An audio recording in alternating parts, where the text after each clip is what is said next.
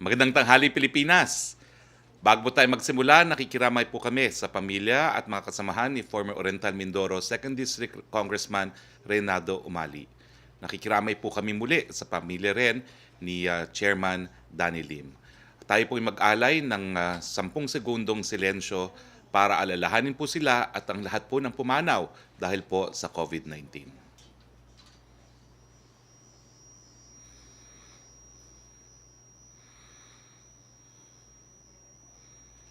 Nagsalita ang ating vaccine czar, Secretary Carlito Galvez, kahapon para magbigay kung ano ang latest tungkol sa government vaccine efforts. Una, sinabi ni Secretary Galvez na ang Pilipinas ay kasama ang bansang Colombia, ang isa sa unang dalawang bansa na lalahok sa World Health Organization Solidarity Trial kung saan 15,000 Pilipino ang nagboluntaryo para masiguro ang isang ligtas at epektibong bakuna. Pangalawa, sinabi rin ni Secretary Galvez na nasa advanced stages na tayo ng pakikipag-usap sa Novavax, AstraZeneca, Pfizer, Johnson & Johnson, Sinovac at Gamaleya. Inaasahan nating hindi bababa sa 148 million doses ang ating mabibili. Target nating mabakunahan ang 50 hanggang 70 milyong Pilipino ngayong taon 2021. At ayon sa World Health Organization, and I quote, "The Philippines is on track in terms of its preparation for the vaccine introduction and for the vaccine rollout." So wag niyo pong pansinin yung mga kalaban ng gobyerno na nagsasabi na hindi daw sapat ang ginagawa natin. WHO na po ang nagsabi dyan, we are on track. Kaugnay nito, naglabas ng artikulo ang New York Times po kung saan ipinapakita ang efficacy ng 8 bakuna kontra COVID-19. Una, ang Pfizer-BioNTech vaccine na pinahintilutan ng emergency use sa bansang tulad ng Estados Unidos. Pinakita ng clinical trials na ang bakuna nito ay may efficacy na 95%. Pangalawa, ang Moderna vaccine na inaprubahan sa Canada at pinahintilutan ang emergency use sa Estados Unidos. Pinapakita ng clinical trials ng bakunang ito ay may efficacy na 94.5. Pangatlo, ang Oxford AstraZeneca vaccine na pinahintilutan ang emergency use sa Britanya, India at Argentina. Pinapakita ang clinical trials na ang bakunang ito ay may efficacy na tinatayang nasa 70%. Pang-apat, ang Johnson & Johnson vaccine na nasa phase 3 trials at hindi pa pinapahintilutan sa anumang bansa. Pang-lima, ang Novavax vaccine na nasa phase 3 trials din at hindi pa rin pinahihintilutan sa anumang bansa. Pang-anim, ang Sinovac vaccine na inaprubahan na sa China at pinahintilutan ng emergency use sa Bahrain, United Arab Emirates. Inanunsyo ng bansang Turkey na ang Sinovac ay may efficacy rate ng 91% at inaasahan ang full results ng phase 3 trials ngayong buwan. Pampito, ang Sinopharm vaccine na pinahintulutan ng limited use, hindi lang po limited use, no? General use sa China at emergency use sa Egypt, UAE at Argentina at mas umaabot po sa mahigit kumulang 80% ang efficacy rate. Pangwalo, ang Bharat Biotech vaccine na pinahintulutan ang emergency use sa India.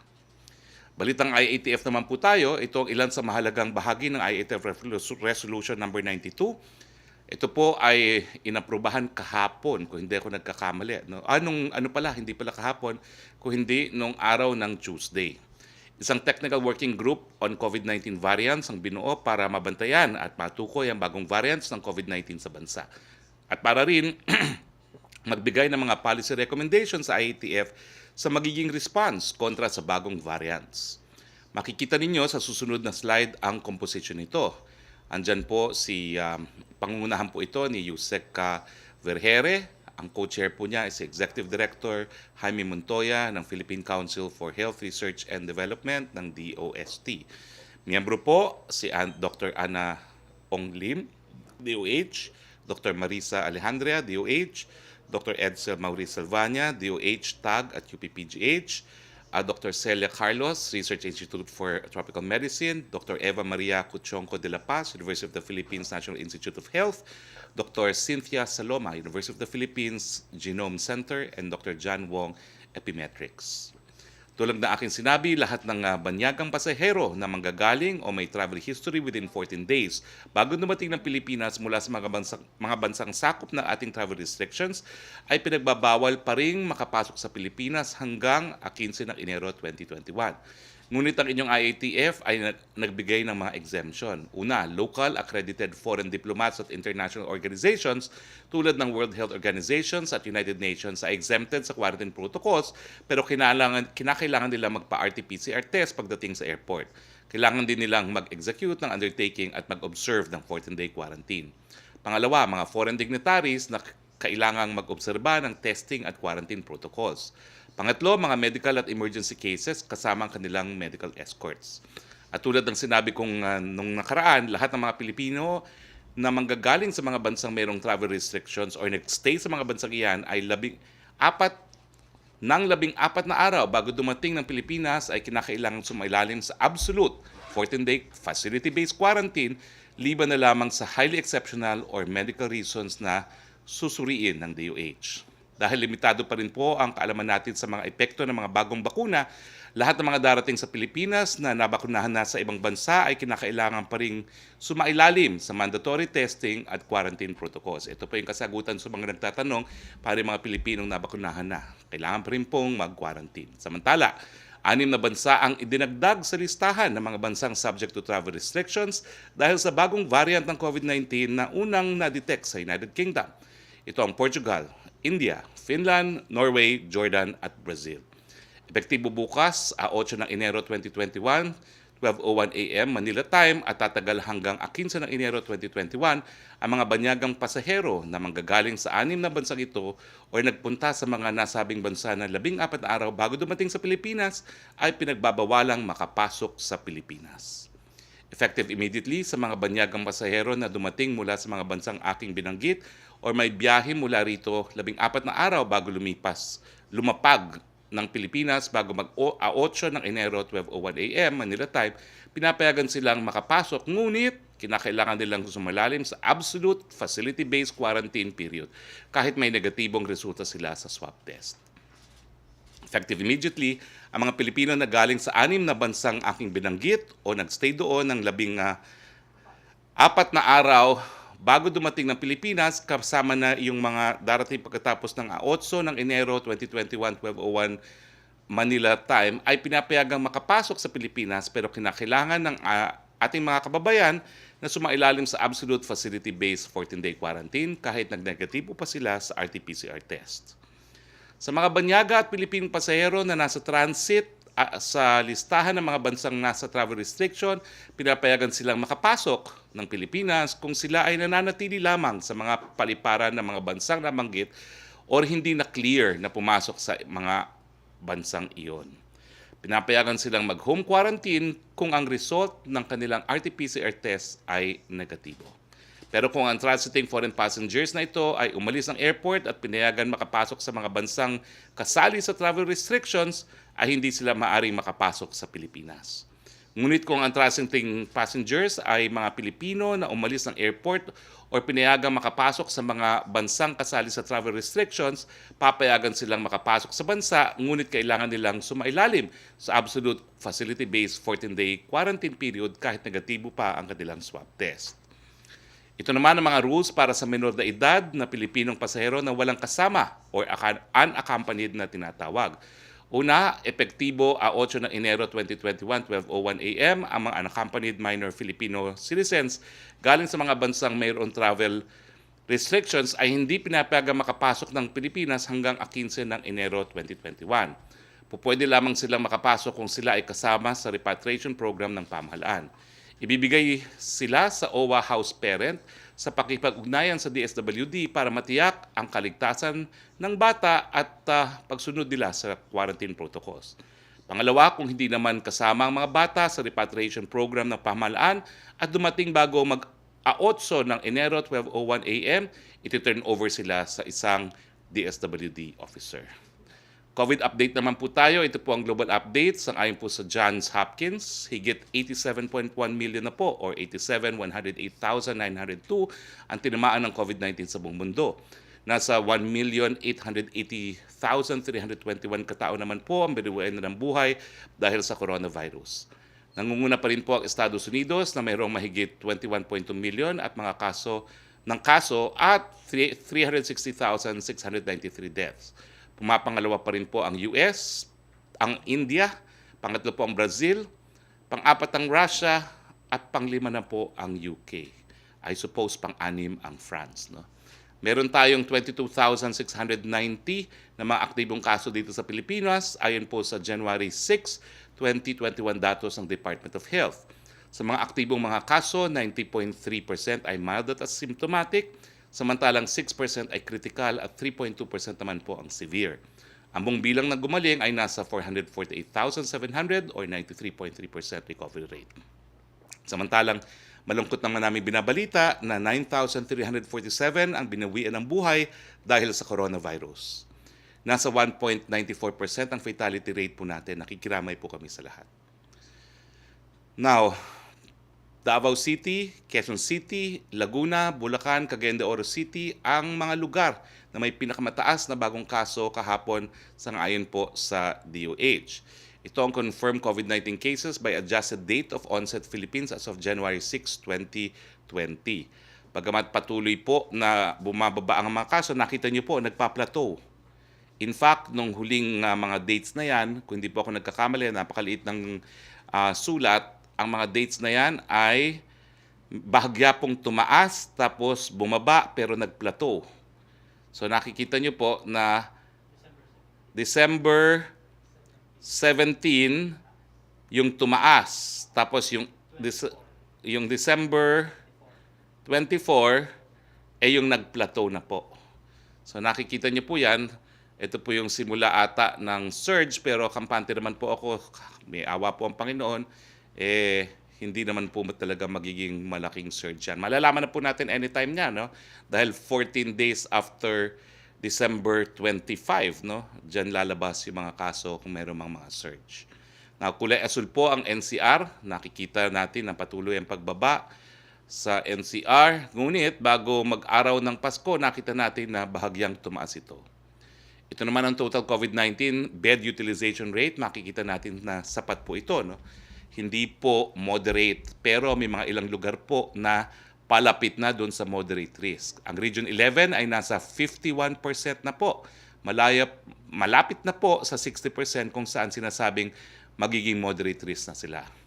Ang susunod na infographic naman po, ang Regional Healthcare Utilization as of January 3, kasama sa infographic ang mechanical ventilators na sapat pa rin at wala pa ring risk levels. So, okay, dyan po nagtatapos ang ating presentation. Simulan na po natin ang ating open forum with the men and women of the Malacanang Press Corps. Yusek Rocky, first questions.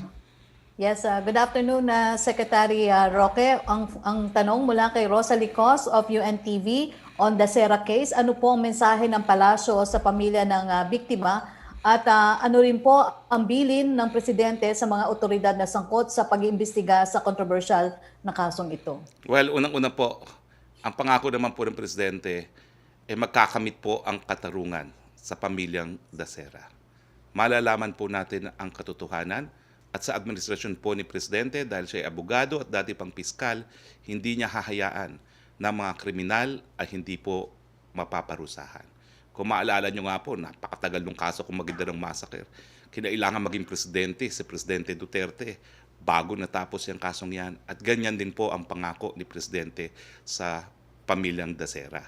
Pero hindi po tayo ngayon po pwedeng magsalita dahil meron pa pong ongoing investigation. No? At kaugnay nitong investigation nito, hindi lang po PNP mag-iimbestiga, pati ang National Bureau of Investigation po ngayon ay mag-iimbestiga na. Huwag po kayong mag-alala kung yung piskal ay nagdesisyon na kinakailangan magkaroon ng regular na preliminary investigation. Yan po ay makakabuti dahil ang gusto ng piskal ay magkaroon ng additional na ebidensya ng saggayon kapag naisampa sa kaso, dire-diretso na po sa Muntinlupa ang mga magiging akusado.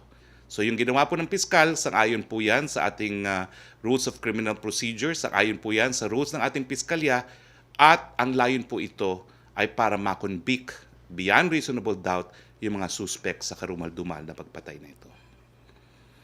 Opo. Ang second question ni Rosa Licos regarding daw po sa chaos sa Washington DC at posibleng political turmoil sa USA ngayon, may mensahe bang ibig iparating ang Presidente Duterte sa outgoing at incoming administrations? Ano naman ang mensahe o paalala rin ng Malacanang sa mga kababayan natin sa Amerika? Nagsalita na po ang ating Secretary of Foreign Affairs, kampante po ang ating Secretary of Foreign Affairs na hindi naman po matitinag ang demokrasya dyan sa Amerika sa panandaliang pagkakagulong nakikita natin.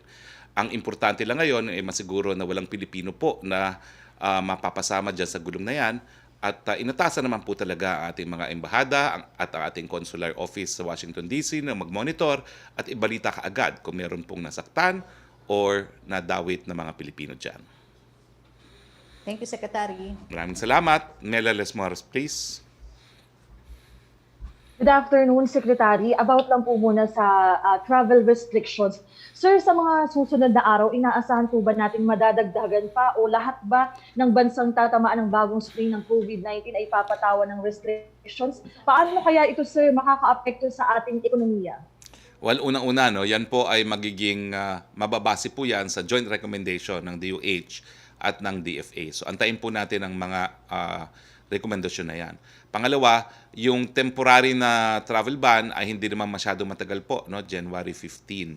At ito po ay para mabigyan naman ng pagkakataon na makapaghanda tayo kung magkaroon nga ng surge ng kaso. Unang-una kasi inaasahan natin yung surge dahil nga sa Pasko at bagong taon, no? So, ang iniiwasan natin papasok yung bagong variant na mas di umano ay mas mabilis makahawa baka hindi makakope yung ating mga hospital. Pero ang mabuting balita naman at salamat sa Panginoon, so far, hindi pa naman po natin nakikita yung surge na galing po ng Pasko at Bagong Taon. Pero pinaghahandaan po natin yan. Kaya nga, nagkaroon tayo ng temporary travel ban hanggang January 15. Pag lumabas na wala naman tayong surge dahil sa Pasko at Bagong Taon, handa naman po ang ating mga ospital para gamutin ang mga magkakasakit. Posible po na makapasok yung mga dayuhan dyan. Now, ulitin ko po, no, kakaunti lang naman yung mga dayuhan na yan dahil mga Pilipino ay pinapayagang umuwi.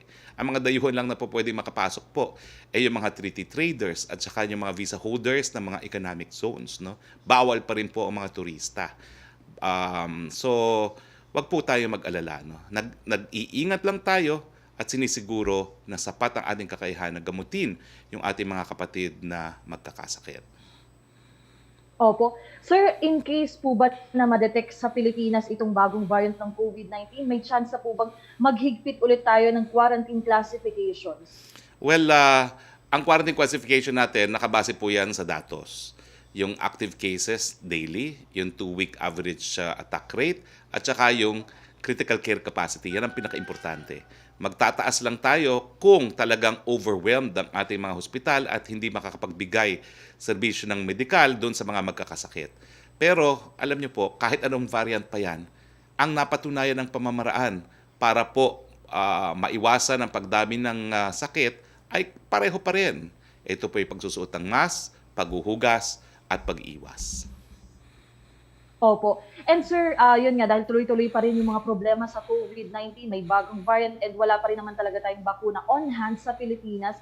Ano po yung mga actions and assurance ng pamahalaan na tuloy-tuloy at itong pagbangon, yung 2021 ay magiging year of recovery po? Well, kaya nga po tayo nagbubukas ng bahagya ng ating ekonomiya dahil alam natin na hanggang walang hanap buhay ang ating mga kababayan ay patuloy na magiging malaganap ang pagkagutom. No? So, ang pakiusap po natin, pag-ingatan po natin mga buhay nang tayo po ay makapaghanap buhay dahil kung wala tayong hanap buhay, magugutom po tayo.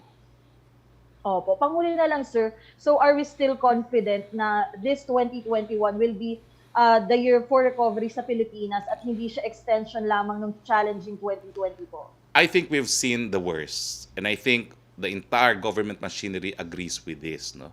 Alam na po natin ang anyo nitong kalaban nating COVID-19 at hindi naman po matatapos ang taon nang hindi natin mababakunahan ang 50 to 70 million na ating mga kababayan.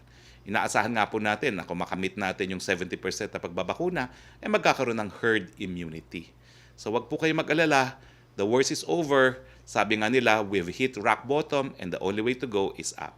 Kaya lang po, samantala, habang wala pang bakuna, paulit-ulit po, si Presidente naman pong nakikiusap nito ha.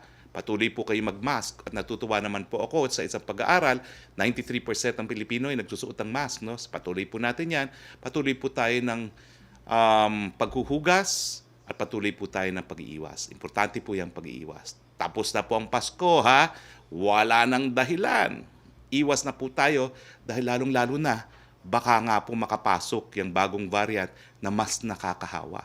Abutan po natin ang bakuna patapos ng 10 buwan ngayon pa ba kayo papayag na magkaroon ng sakit na COVID na ikamamatay ninyo? Wag naman po. Mask, Okay. hugas, iwas. Yes, Thank you balik po po. tayo. Thank you, Mela. Balik tayo kay Rocky, Yusek Rocky. Yes, Secretary, tanong mula kay MJ Blanca Flor ng Daily Tribune. Speaker Alan Velasco reportedly instructed the House Constitutional Amendments Panel to restart talks on charter change or CHACHA. May basbas po ba ito ng Pangulo? Will the President support CHACHA in the remaining months of his term? Alam niyo po, hindi naman kinakailangan bigyan ng basbas ng presidente yan. Yan naman po ay katungkulan talaga ng Kongreso. Tanging Kongreso lang po ang po pwede magsimula ng proseso para sa charter change, hindi po ang presidente. So, rinirespeto po natin yan at sa ngayon po, ang number 1 priority natin, ang COVID-19, lalong-lalo na ang usaping vaccine. So wala pong ibang top priority ang Pangulo kung hindi matapos po itong pandemyang ito sa pamamagitan ng pagbibigay ng bakuna sa ating mga kababayan. Second question po niya, will the government investigate the hotel where Christine Dacera died? According to Dacera's family lawyer, the camp is contemplating daw po on filing a case against the hotel which allowed gathering of people for such occasion. Ang alam ko po ay ang DOT ay nag-iimbestiga na dyan. Pero sigurado naman po ako, kasama sa investigasyon ng NBI at ng PNP, yung hotel na yan. Okay? Thank you, Yusek. Thank you, Secretary. Punta naman tayo kay Melo Acuña, please. Magandang tanghali po, Secretary. Magandang Kumusta tanghali, na po Melo. kayo? Okay naman. Well, nice to see you.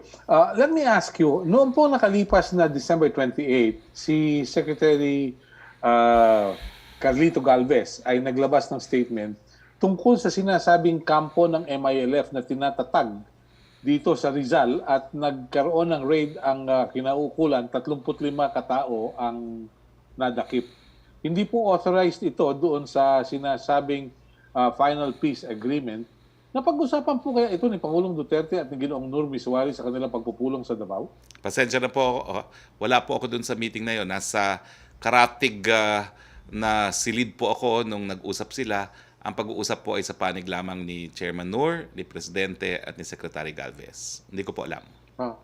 Okay. Wala pong update ang pulisya doon sa mga nadakip na 35 katao na nagre-recruit umano ng mga sasama sa MILF? Wala pa po akong nakukuhang balita dyan at normally naman po, matindi po ang aming pag-unayan sa ating armed forces pagdating sa mga bagay-bagay nito. Opo. Panghuling tanong, nabanggit po ni BSP Governor Ben Diokno sa forum ng kaibigan nating si Ichu Villanueva kahapon na 10 bilyong dolyar na raw po ang ating natanggap na pautang mula sa multilaterals para sa COVID. Ito raw po ba'y gagastusin sa pagbili ng bakuna dahilan sa yung mga LGUs naglalaan din ng salapi na pangbili ng bakuna? Ano po kayang liwanag dito? Lilinawin ko po, no? Iba po yung pag-grant ng pautang doon sa actual drawdown. So meron po tayong kumbaga po pwedeng gastusin na hanggang 10 billion dollars na sinabi nga po ni Governor Diokno, pero hindi pa po natin na-drawdown yon kasi hanggang hindi naman nakaka-deliver o hanggang hindi na nakakapirma ay hindi pa dapat bayaran yan. No? So yan po ay kumbaga kakayahan natin para bumili. Pero wini-welcome din po natin yung initiatives ng mga local government units na gamitin ang kanilang pondo pagbili ng vaccine kasi ibig sabihin nito, hindi na tayo mangungutang para bilhin yung mga bakuna na linalaan para sa kanilang mga lugar. Pero meron din po namang payo si Secretary Anyo na kailangan mayroong koordinasyon muna sa DILG at doon sa National Task Force bago magkaroon ng anumang pagbili ng bakuna, di po ba? Well, in fact, hindi po sila makakabili ng bakuna on their own. Kinakailangan pa rin ng pirma ng national government kasi lahat po ng bakuna ay binibenta on a government-to-government basis. Sa lahat po ng Salamat po, pagbibili ng Secretary. LGU sa pamamagitan po ng isang tripartite agreement na kasama po ang national government sa pagkatao po ni Secretary Galvez.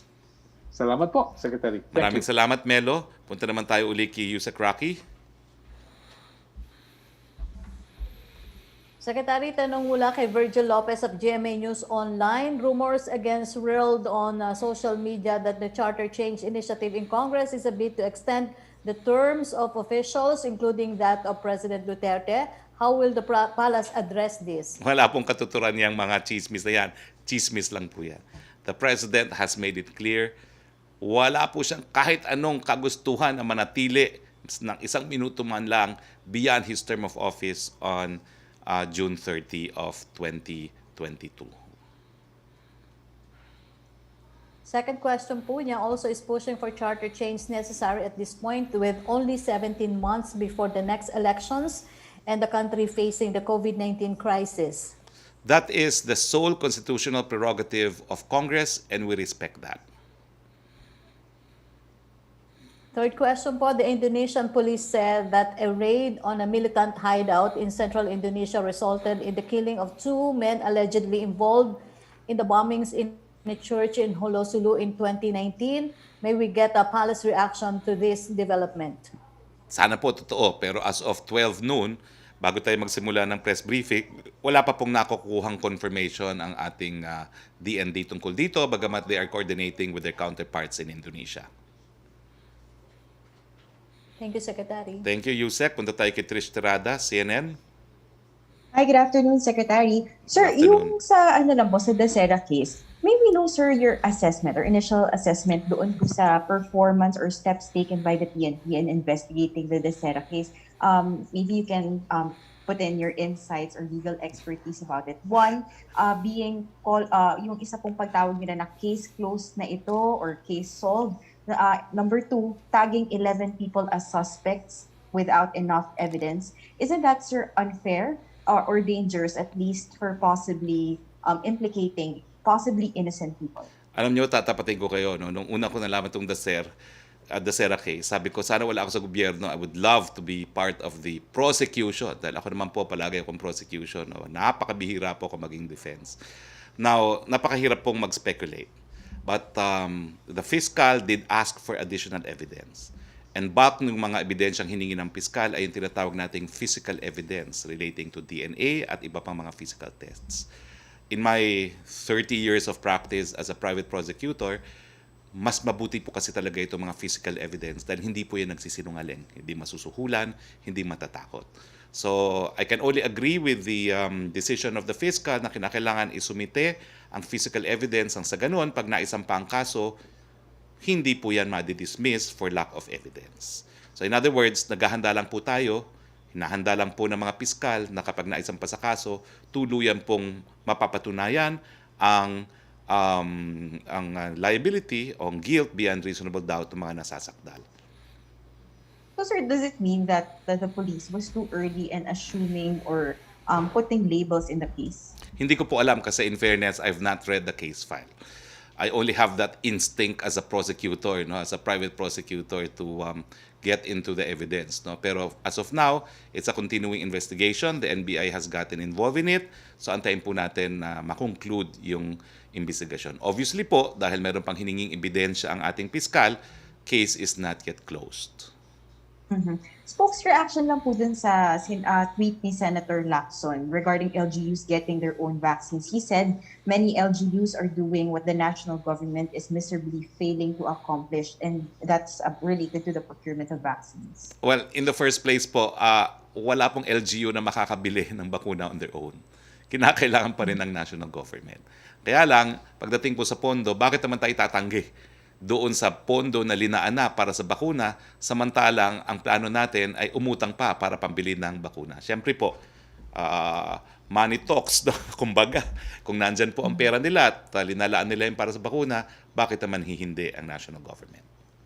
So, sir, naturally, kung may mga pondo na pong gagastusin yung LGU or i-allocate, mababawasan po yung kailangan nating utangin. Tama po ba? Of course. Yan po ang sumatotal niyan. Kaya nga po, nagagalak din tayo na naglalaan po ang mga LGUs galing sa kanilang mga pondo para pabili ng bakuna.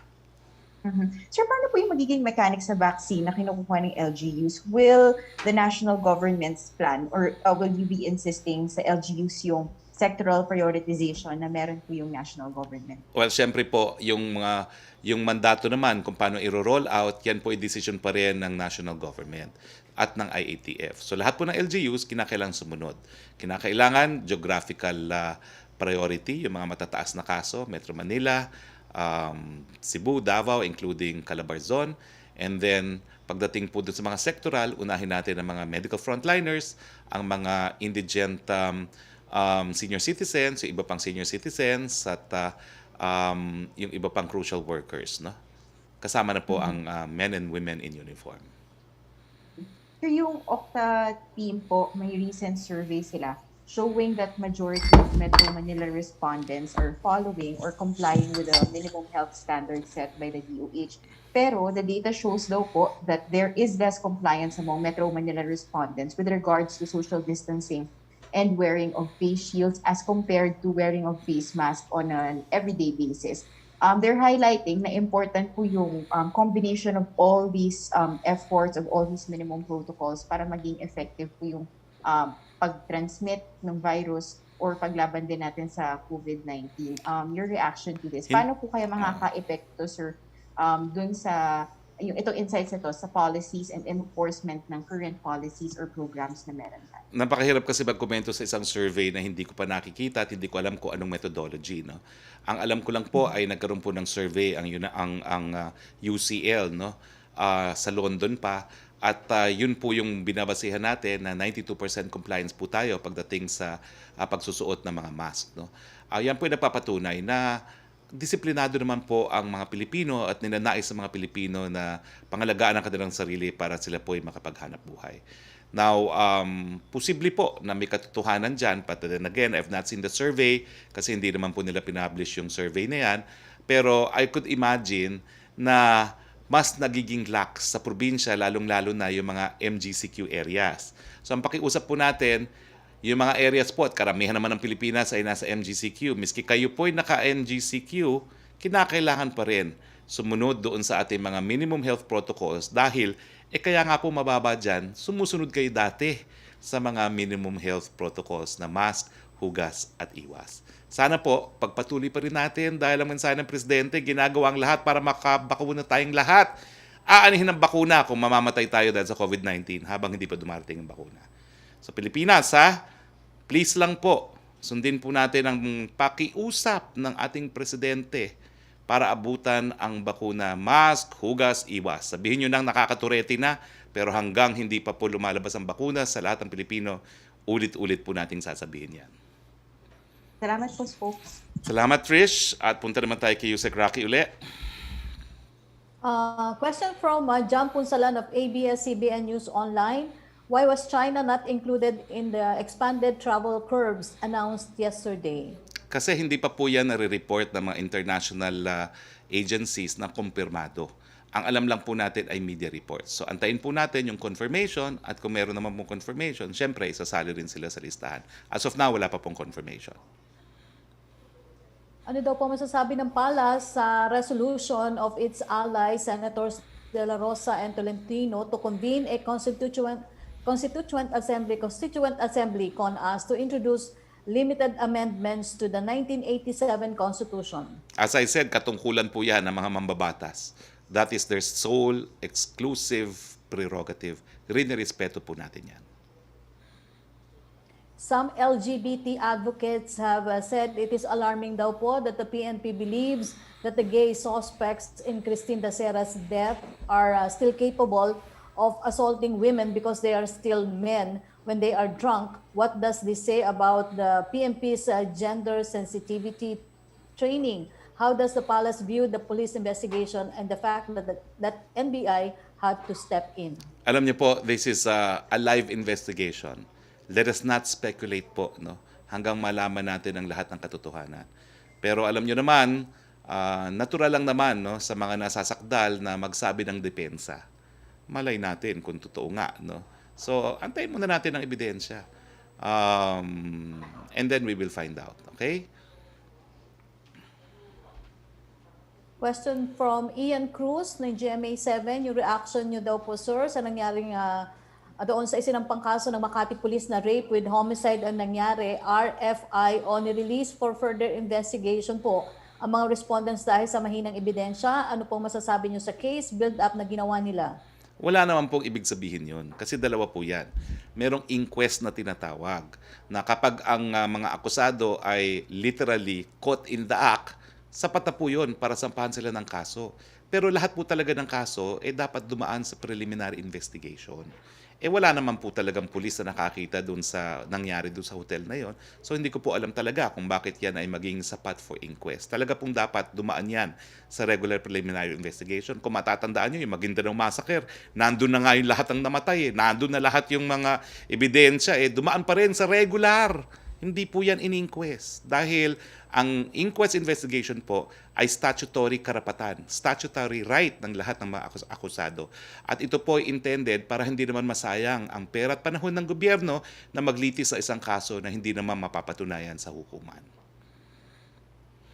Second question po niya, according to Moody's Analytics, the Philippines is likely to be the last country in Asia Pacific to fully recover from the pandemic-induced recession, with recovery seen only in the fourth quarter of 2022, while other economies are set to regain all of their lost output by the end of this year. This is due to uncertain fiscal support of the policymakers. Your reaction daw po, Secretary? Well, unang-una, inexplain na po yan ni Secretary Sunny Dominguez, kaya ayaw nating mangutang ng todo-todo. Kasi pag tayo nangutang ng todo-todo, maapektuhan din yung ating credit rating, tataas din yung mga interest na babayaran natin, at hindi nga tayo sigurado kung kailan pa tatagal itong krisis na ito na dulot ng COVID-19. So ang ini-aim niya, nandun lang tayo sa gitna ng mga pangungutan ng daigdig. So ibig sabihin po nito, huwag kayong mag-alala. Kung talagang kinakailangan umutang, uutang pa tayo para gastusin. Ito po yung tinatawag nilang fiscal policies. No? Pero sa ngayon po, I think mas prudent po ang ginawang approach ni Secretary Dominguez na hinay-hinay ang pangungutang, hinay-hinay ang paggagastos, kasi kita nyo yan. O akalain ba natin na ang buong mundo ay madedelay nga dito sa pag-implement ng mga bakuna? Tignan nyo sa Amerika. Akala nila at least parang 20 million ata ang gusto nilang mabakunahan kaagad. Ngayon nasa 3 million pa lang sila, no? So wag po nating gastusin ang ating salapi lahat-lahat, no? Na hindi natin alam kung kailang matatapos itong pandemyang ito. So, pero wag kayong mag-alala, we will disprove that forecast wrong.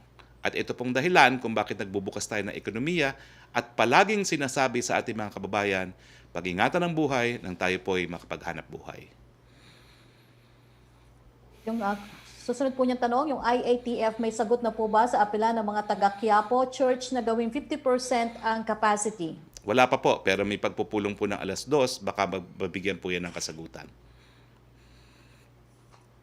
Tanong naman ni MJ Blanca Flor ng Daily Tribune, Palace reaction daw po regarding the separate bills filed by Speaker Velasco seeking to grant President Duterte the power to suspend the scheduled increases in the contribution rates of PhilHealth and SSS in times of national emergencies. Well, we appreciate that po.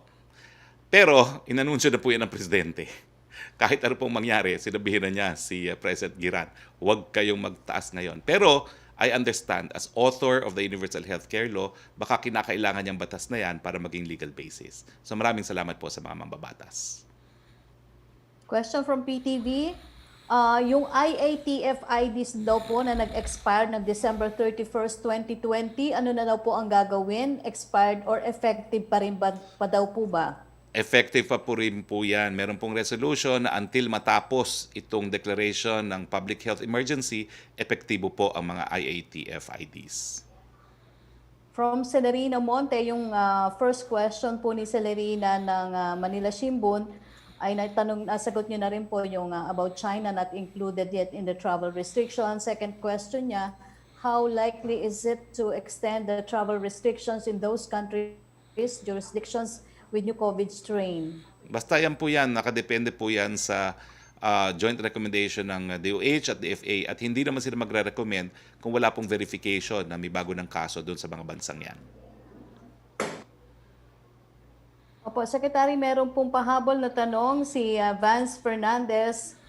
Yung Moody's daw po ay analytics, makakawabawi daw ngayong 2021 ang ekonomiya sa Asia Pacific, pero ito pareho po yata sila ng Oo. naging tanong Ask and answer. ni Ian Oo. Cruz ng GMA7. Okay, Secretary, yan lang po yung mga natanggap Well, natin questions ng Dahil wala na tayong mga natitirang katanungan, maraming salamat po sa ating mga kasama sa Malacanang Press Corps. Maraming salamat po sa inyong lahat, sa inyong patuloy na pagtangkilik sa ating Presidential Press Briefer. At Pilipinas, sa ngalan po ng Presidente Rodrigo Roa Duterte, ako po ang inyong spokesharing Roque nagsasabi, nandyan na pong bakuna. Konting antay na lang po. Samantala, mask, hugas, iwas. Magandang hapon po sa inyong lahat.